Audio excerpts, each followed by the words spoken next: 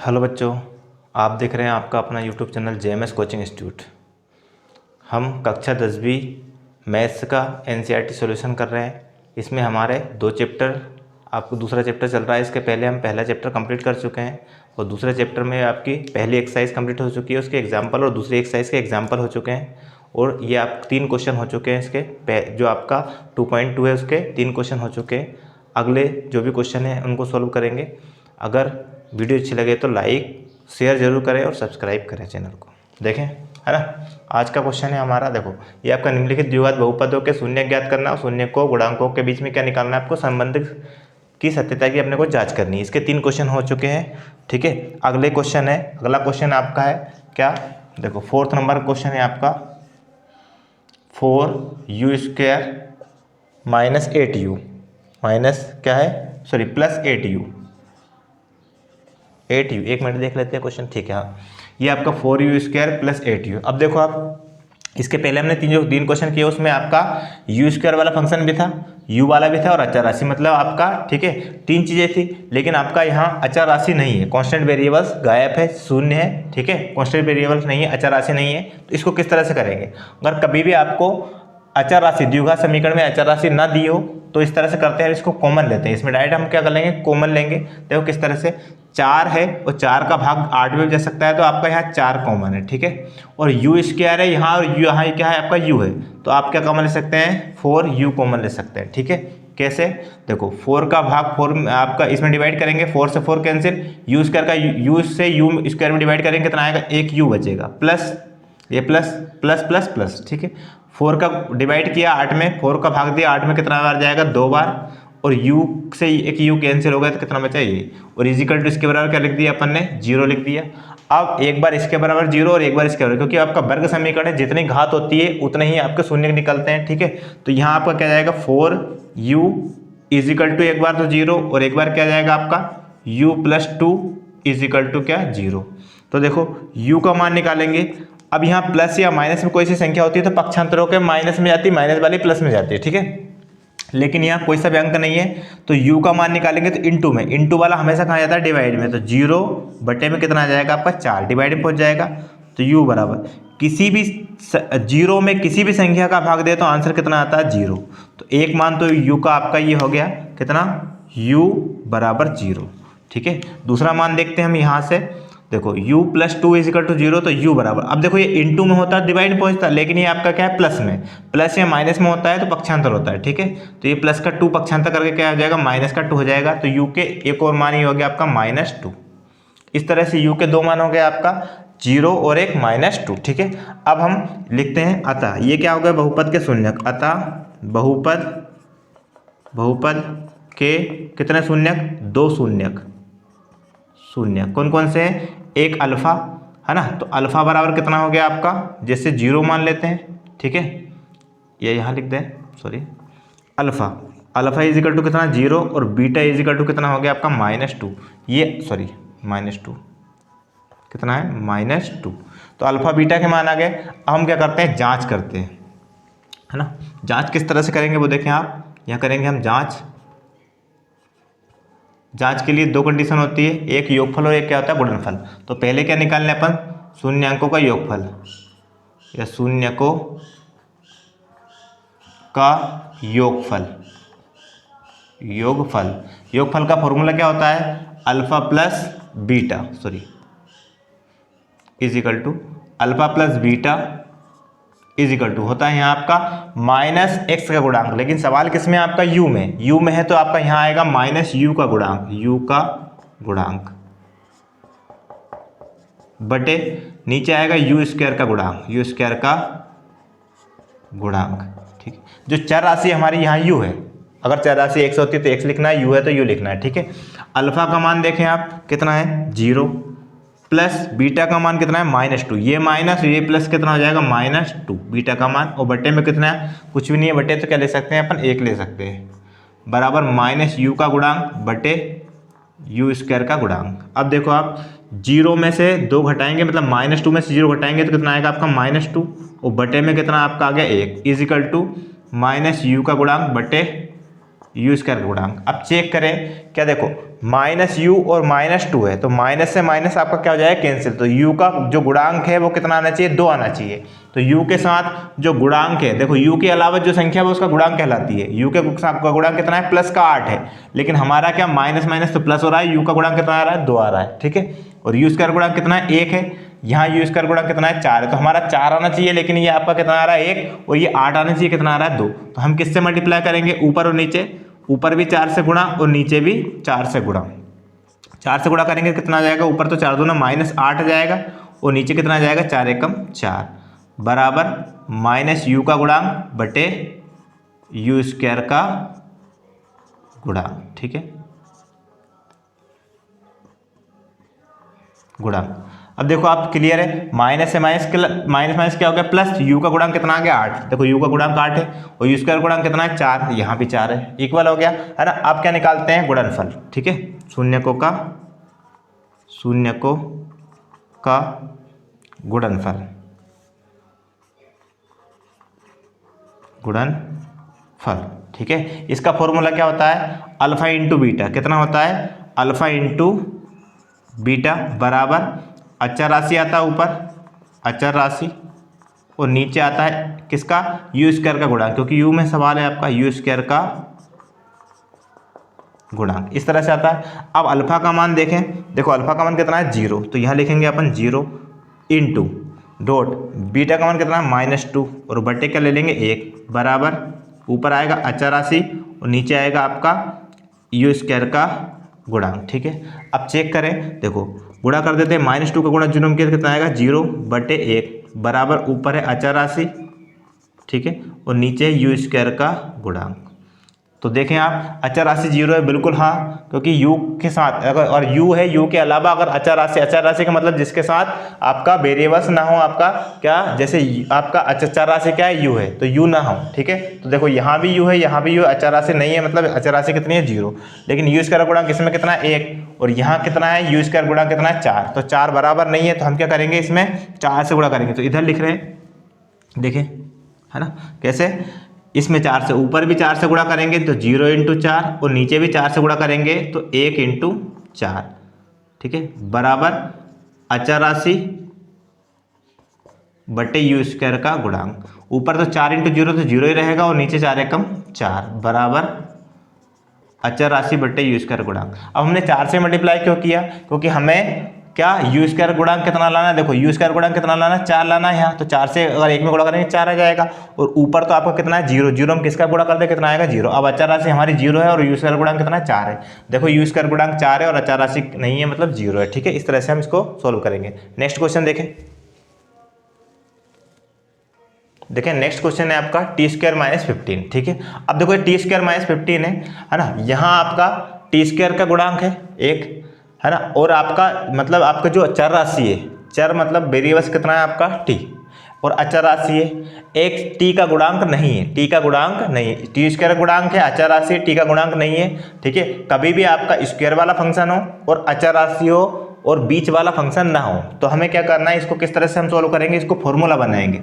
तो क्या 15 perfect square है, परफेक्ट स्क्वायर का मतलब अगर 15 आपका होता, 15 की जगह 16 होता तो इसको लिख देते हैं हम 4 का स्क्वायर, 9 होता तो इसको लिखते हैं 3 का स्क्वायर, है ना, और अगर 25 होता तो इसको लिखते हैं 5 का स्क्वायर। लेकिन आपका 15 क्या है, परफेक्ट स्क्वायर नहीं है, तो इसको अगर हम फैक्टर करते हैं तो किस तरह से लिखते हैं, t² माइनस इसको लगाएंगे रूट 15, और इसका लगा देंगे होल स्क्वायर, लगा देंगे, क्या लगा देंगे, होल स्क्वायर।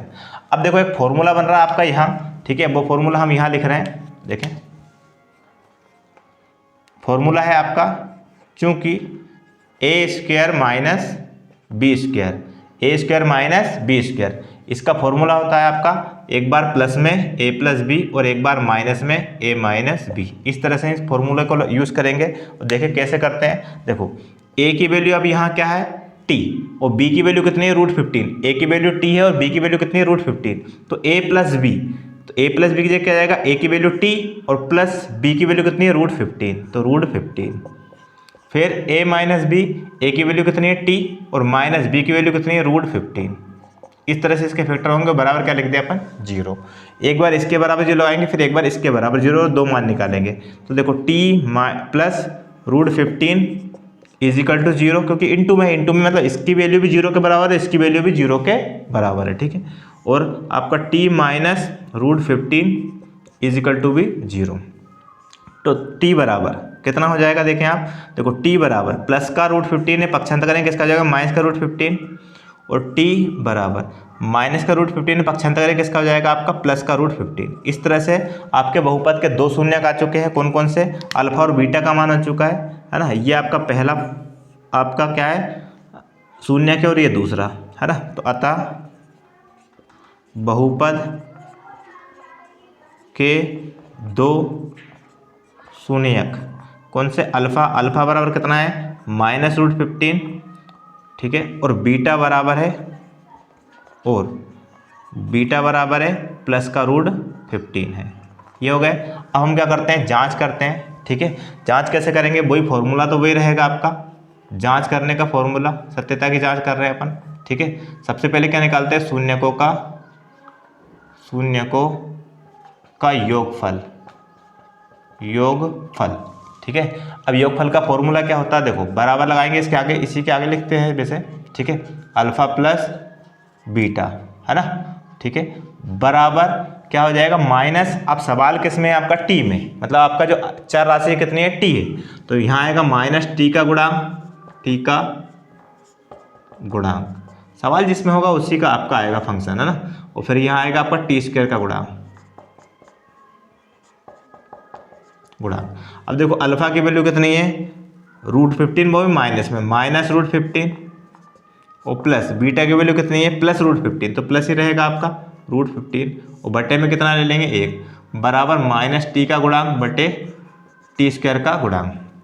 अब देखो ये माइनस का और ये प्लस का, एक संख्या माइनस की एक प्लस की होती है तो घटता है, और रूट 15 में से रूट 15 घटाएंगे तो ये आपका पूरा कैंसिल हो जाएगा, कितना बचेगा 0, और बटे कितना 1, कटता है तो अगर रूट 15 से काटते हैं, समान संख्या काटते हैं, भाग देते हैं तो 1 आता है, तो अगर घटाते हैं तो 0 आ जाएगा, ठीक है, बटे क्या 1, बराबर माइनस टी का गुणांक बटे टी स्क्वायर का गुणांक। अब चेक करें क्या, देखो माइनस को तो इग्नोर कर देंगे, टी का गुणांक कितना है 0, क्योंकि माइनस इधर लगा लेंगे, माइनस 0, ठीक है, टी का गुणांक 0, क्या देखो यहाँ टी स्क्वायर है और अचर राशि, क्या टी है, नहीं है, मतलब टी का गुणांक कितना होना चाहिए, 0 ही होना चाहिए, बिल्कुल 0 है, और टी स्क्वायर गुणांक कितना है 1 है, तो देखो टी स्क्वायर के साथ कोई सा भी अंक नहीं है तो क्या होता है, यहाँ आपका 1 होता है, मतलब टी स्क्वायर गुणांक कितना 1 है, मतलब सही आ रहा है, बराबर आ रहा है, ठीक है। तो आगे बढ़ेंगे, और बराबर नहीं है तो इक्वल करना पड़ेगा, ठीक है, जैसे पिछले क्वेश्चन में किया था। फिर अपन क्या निकालते हैं, शून्यकों का गुणनफल, ठीक है, उसका फॉर्मूला होता है आपका अल्फा इंटू बीटा बराबर, ऊपर आता अचर राशि, और बटे नीचे आता है किसका, एक्स स्क्वायर गुणांक, सवाल टी में है तो क्या आ जाएगा, टी स्क्वायर का गुणांक, ठीक है। अब देखो अल्फा का मान कितना है हमारे पास, ये रूट 15, वो भी माइनस में, माइनस रूट 15, और इंटू बीटा का मान कितना है, प्लस का रूट 15, और बटे कितना 1, बराबर अचर राशि, और नीचे आएगा टी स्क्वायर का गुणांक। लास्ट स्टेप, माइनस प्लस तो माइनस का गुणा करेंगे तो माइनस आएगा, माइनस का ही है, और ये प्लस का है तो माइनस आएगा, रूट 15 का रूट 15 में गुणा करेंगे कितना आएगा आपका, 1 15 बाहर आएगा, क्योंकि रूट में दो संख्या होती है, समान संख्या पेयर बनता है, जोड़ा बनता है, एक बाहर आ जाती है, ठीक है, और बटे कितना 1, बराबर अचर राशि, ठीक है, और बटे टी स्क्वायर का गुणांक। अब चेक करें, अचर राशि मतलब जिसके साथ टी ना हो, अचर राशि कितनी है, -15, देखो यहाँ भी कितनी है -15, और टी स्क्वायर गुणांक कितना 1 है, यहाँ भी कितना है आपका 1 है। इस तरह से आपका ये क्वेश्चन होगा, है ना। नेक्स्ट क्वेश्चन देखते हैं।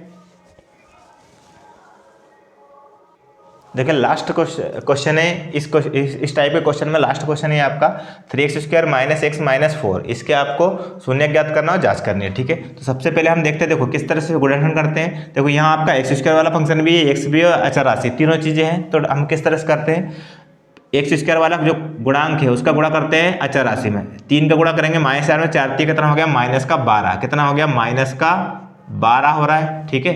गुणा करने पर -12 आना चाहिए, और घटाने पर यहाँ इसका कोफिशिएंट कितना 1 है, और वो भी किसका है, माइनस का 1 है ना। लिखने की जरूरत नहीं रहती है वैसे 1 को, ठीक है, होता ही है ना। तो -1 कितना हो गया, माइनस का, क्योंकि इसके साथ कोई सा भी कोफिशिएंट नहीं है तो 1 तो होता ही है, ठीक है। गुणांक जो होता है उसका 1 होता है, और प्लस का है तो +1, माइनस है तो -1।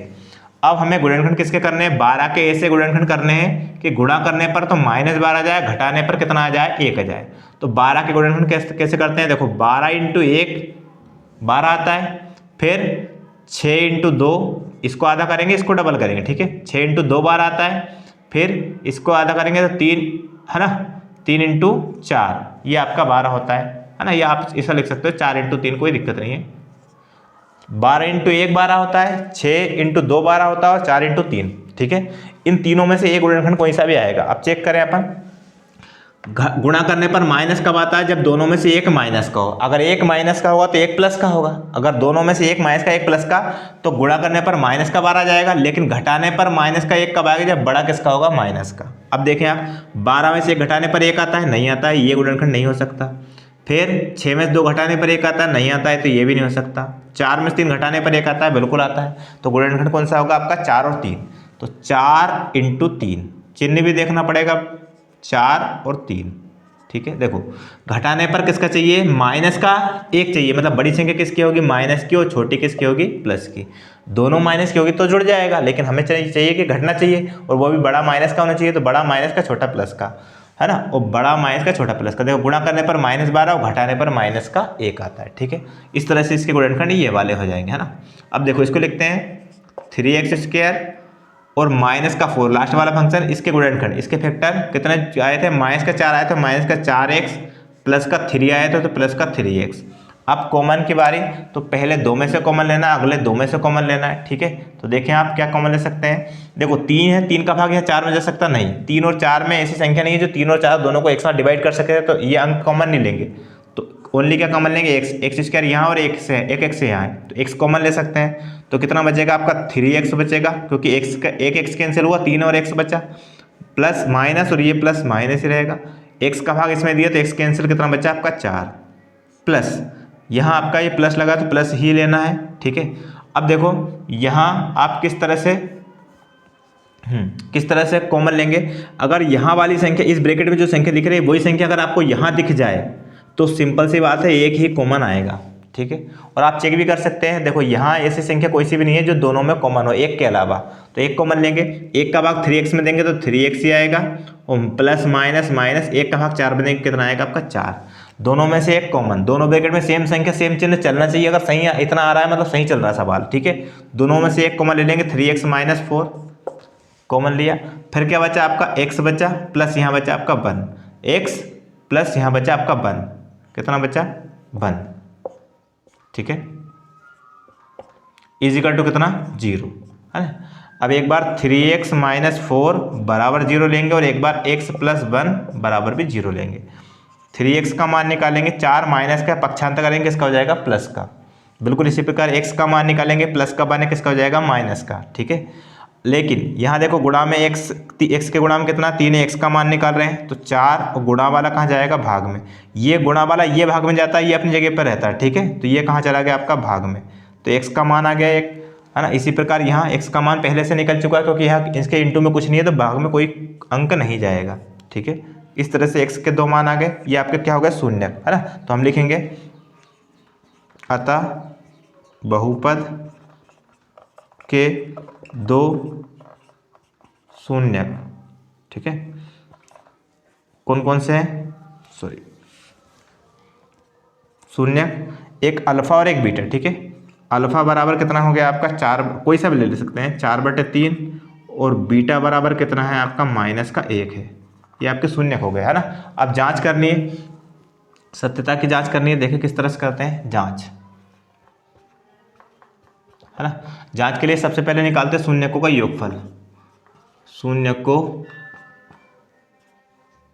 का योगफल, ठीक है। योगफल का फॉर्मूला क्या होता है, अल्फा प्लस बीटा, है ना, बार बार करते आए हम, अल्फा प्लस बीटा बराबर, यहाँ आता है ऊपर आता है -x का गुणांक, क्योंकि सवाल किस में है, x में, x का गुणांक, और नीचे आएगा आपका x² का गुणांक, x² का गुणांक, ठीक है।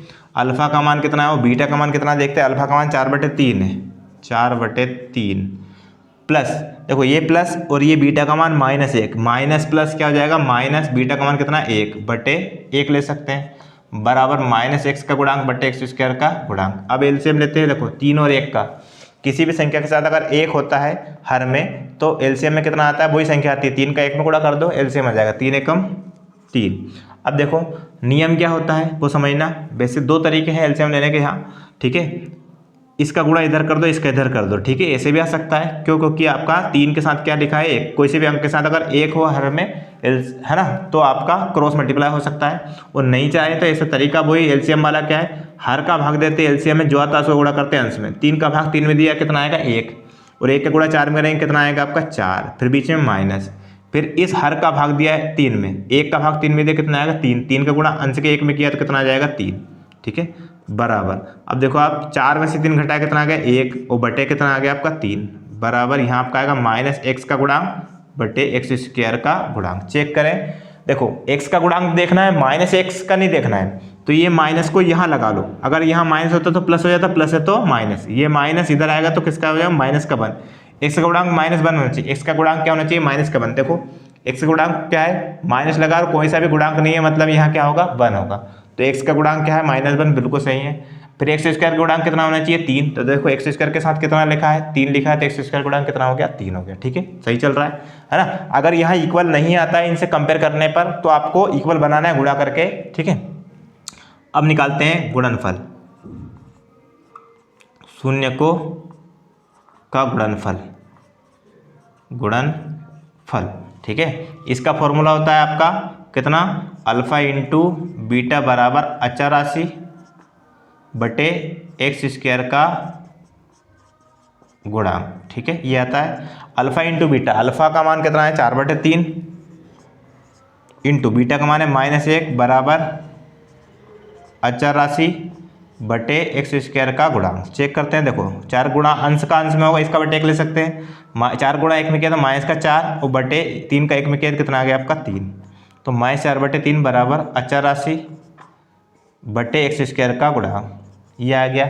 अब देखें आप, अचर राशि -4 है कि अचर राशि जिसके साथ x ना हो, ठीक है, मतलब चर राशि वेरिएबल्स ना हो, ठीक है। तो देखो अचर राशि कितनी है आपकी -4, बिल्कुल सही है। एक्स स्क्वायर गुणांक कितना है 3, एक्स स्क्वायर गुणांक कितना है 3, इस तरह से हमारा ये क्वेश्चन होगा, है ना। तो आज हमने सीखा जो बहुपद होता है आपका, बहुपद दिया हुआ है उससे गुणनखंड करना सीखा, है ना, फैक्टर किस तरह से शून्य निकालते हैं, और शून्य निकालने के बाद उन क्वेश्चनों को जांच करना भी सीखा कि उनका जांच किस तरह से करते हैं, उनका जांच करने पर हमारा क्वेश्चन सही पाया गया नहीं वो देखते हैं अपन, ठीक है ना। इस तरह से हमने इसका किया है। अगले जो वीडियो आएगी उसमें आपके इसके जो भी क्वेश्चन बचे हुए हैं, अगला टाइप जो भी है आपका बहुपद बनाना है उसको हम सॉल्व करेंगे, और ये आपका चैप्टर कंप्लीट हो जाएगा। वीडियो अच्छी लगती है तो बेटा शेयर जरूर करें, अपने दोस्तों को बताएं ताकि उनको भी इस क्लास का लाभ मिल सके। धन्यवाद।